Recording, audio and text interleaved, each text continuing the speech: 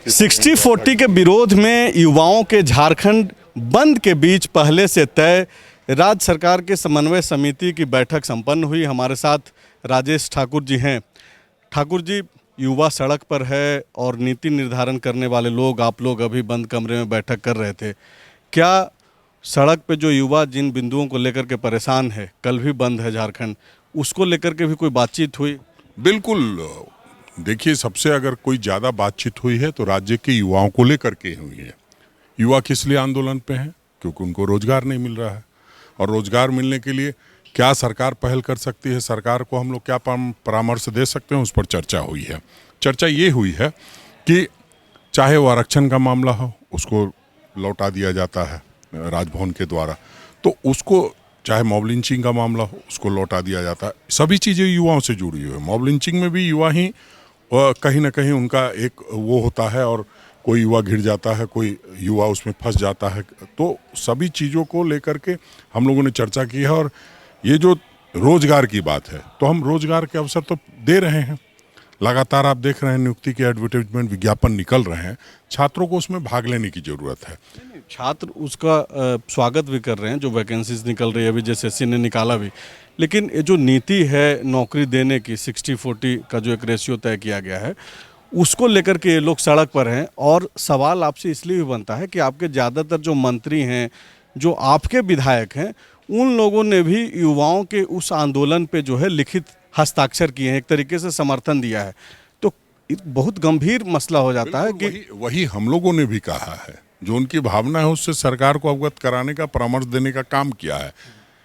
आप जानते हैं कि जिस तरह से भारतीय जनता पार्टी के लोगों का एक्ट होता है, जब भी कोई आप नियुक्ति निकाले, कोई विकास की गति को तेज करेंगे, तो कहीं ना कोई घुस करके उसको नुकसान करने का प्रयास करता है।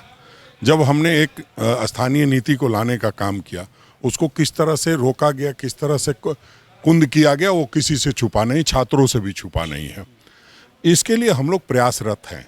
लेकिन इसके चलते नियुक्ति बिल्कुल रोक के बैठे रहे, ये भी ठीक नहीं है। इसलिए नियुक्ति की प्रक्रिया भी चालू की गई और उसका समाधान भी ढूंढा जा रहा है। लेकिन आप जानते हैं, कानूनी बाध्यता भी गई है, उसको भी समझना पड़ेगा। छात्रों को भी समझना पड़ेगा, हमें भी समझना पड़ेगा, और कानूनी लड़ाई एक लंबे समय तक भी लड़नी पड़ेगी। ऐसा नहीं है, आपने देखा कि उसमें हाईकोर्ट ने मामले को खारिज कर दिया था। तो उन सभी, राज्यपाल ने भी जो स्थानीय नीति जिसको लेकर के आप लोग चर्चा कर रहे थे, उसमें जो एक बिंदु ऐतराज जो राज्यपाल ने जताया था, उसमें यही था कि 100% रिजर्वेशन तो संभव नहीं है।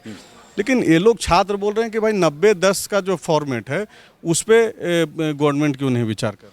नहीं, देखिए, हम लोगों ने तो लाया ही ना, 13-14 था, तो हम लोगों ने उसको 27% किया, तो वो लगभग 73-75% हो जाता है। तो उस निमित्त भी वो हो सकता था, उसको महामहिम राज्यपाल ने लौटा दिया है। तो वही कह रहा हूँ, कोई भी कानून संविधान से बनता है, और हम लोग अपनी तरफ से संवैधानिक प्रक्रिया को अपनाते हुए उसको आगे ले जाते हैं, विधानसभा के पटल पर रखते हैं, विधेयक पारित करते हैं, उसके बाद महामहिम राज्यपाल के पास ले जाते हैं। अब उनको देखना है, तो वो अपनी जिम्मेदारी का निर्वहन कर रहे हैं। तो उन्होंने कितने जिम्मेदारी का अच्छे से निर्वहन किया है, उसका फिर से एक बार हम विधानसभा के पटल पे ला करके चर्चा करके, जो उनके हिसाब से विसंगतियाँ हैं उसको दूर करके फिर प्रयास करेंगे। लेकिन इस प्रयास में नियुक्ति को रोके रखा जाना कहीं से ठीक नहीं है। इसलिए हम नियुक्ति की भी प्रक्रिया जारी की हुई है, और इधर भी हम लोग लगे हुए हैं कि जो यहाँ के ये लोगों की मूल भावना है वो आहत नहीं हो, छात्रों का भविष्य आगे सुरक्षित हो, उसके लिए हम लोग काम कर रहे हैं। ठाकुर जी, चूँकि आप बहुत बेबाकी से बात रख देते हैं जो जनहित में होता है, अभी आप देखिए कि 3.5 साल सरकार का हो गया है।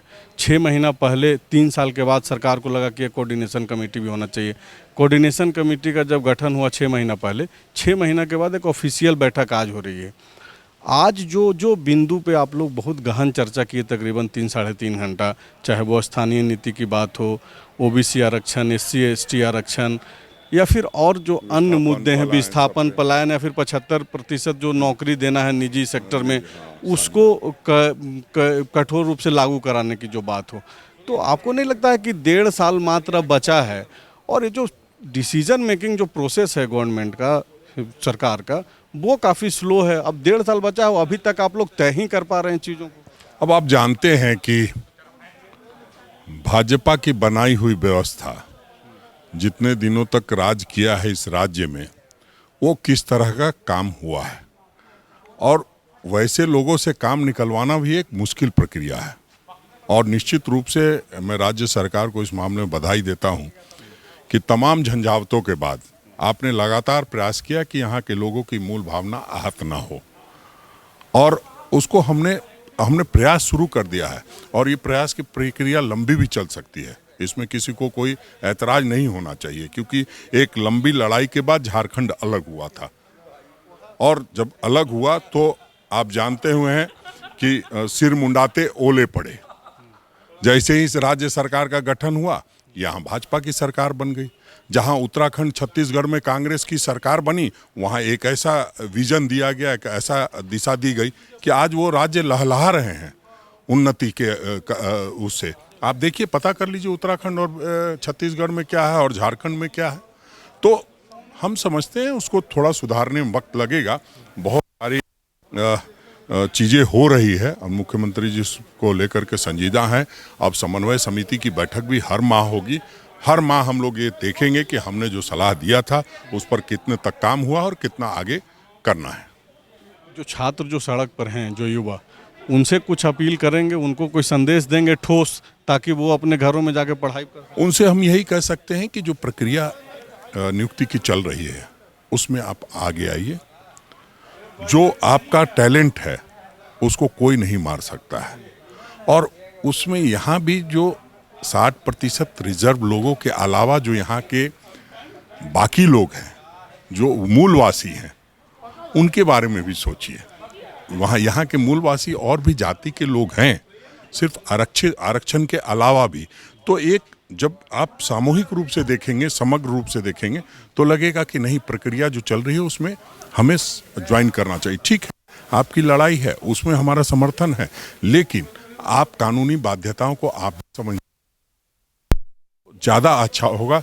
छात्रों के भविष्य का सवाल है, सड़क पे नहीं, घर में जा कर के अपनी अपनी तैयारी करें, और आने वाले समय में हमको ज़रूरत पड़ेगी तो आपके लिए सड़क पे आएंगे।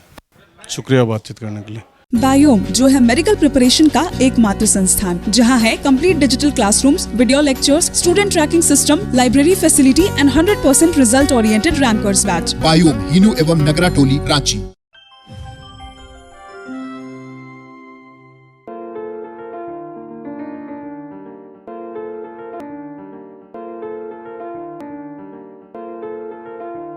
thefollowup.in. Like, share, and subscribe. www.thefollowup.in